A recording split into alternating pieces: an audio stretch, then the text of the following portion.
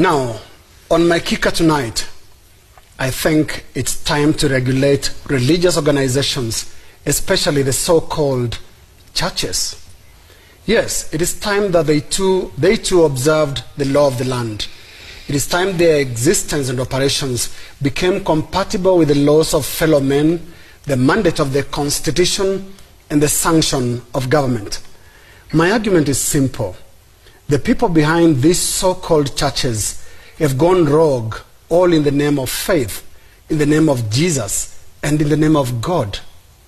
The so-called prophets and men of God must be accountable to a being other than God. Here are my reasons. In the name of Jesus, a supposedly mighty prophet of God is at the center of an intriguing property dispute. In the name of Christ, a self-declared bishop has become one of the wealthiest real estate operatives, but the source of his wealth could well be traced to the pockets of thousands of unsuspecting investors who put their money in a saving society that soon went down with their funds. Folks, we are dealing with thieves, not men of God. These are cold-blooded evangelical vampires living off the blood of their flock in the name of Jesus. They are conmen who must have their date with our police and our law courts. It is time to stop them. Some of them preach prosperity, but only they profit. Their birthdays are major events on the religious calendar of their devotees who raise money to buy mom or dad or both expensive gifts that range from designer watches to top-of-the-range cars.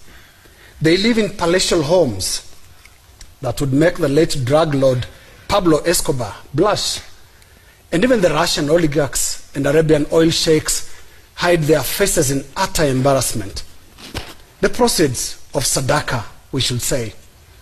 To these characters, Sunday, a day ordained as the Lord's day of rest and worship, has become the most profitable day on the trading floor. Offerings flow like a mighty river and onward into their private accounts in the Lord's name. In the villages where the population is even more vulnerable, these spiritual fraudsters are having a ball, eating off the hard labor of the poor, from their chickens to their cereals and even their coins. These gluttons sweep the land like locusts. Some of these preachers claim to have powers to perform miracles, some of them at a frequency that by far exceeds the total number of miracle stories told across both the Old and the New Testament books of the Bible. Some now even claim to have the power to resurrect the dead.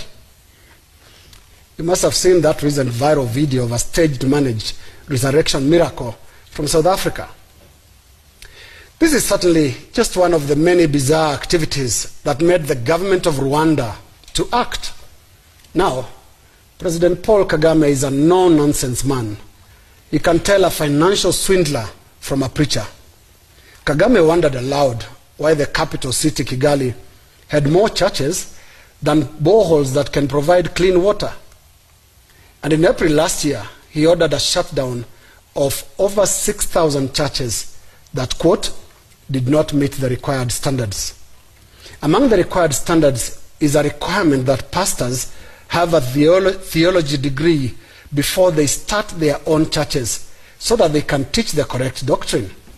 Here in Kenya, we toyed with the idea of regulating religious groups, and the closest we ever came to it was in 2016 when former Attorney General Githu Muigai proposed regulations that, among other rules, required preachers to submit certificates of good conduct and their theological training certificates so as to be licensed to run churches. These are the rules Kenya must revisit in order to restore sanity in the preaching enterprise, I call it. Rwanda set the pace. Kenya should follow suit. Preachers must be accountable to a being other than God, and that is the law and fellow human beings who include their vulnerable followers. And let me end with some full disclosure here. I am a church-going, son of a retired Catholic catechist, a trained and qualified holder of a Teacher of Religion certificate from the Catholic Diocese of Arusha, Tanzania. Just in case. Good night. Welcome to First View Luxury Hotel. At First View Hotel, we offer excellent services. Our rooms has all the necessary facilities to make your stay a memorable and comfortable one. You will also have access to internet service, breakfast, 24 hours power supply, full air condition, free international calls, free tire pumping service, and free car battery charging. So, what are you waiting for? Quickly visit First View Luxury Hotel. We are located at number 1 Adeniran Bamishele Raji Razaki Road, First Estate, Amuwo Odofin, First Stack, Lagos, Nigeria. For inquiries and reservation, you can call or chat us on WhatsApp on this number 080-757-87135 or 080-999-00601.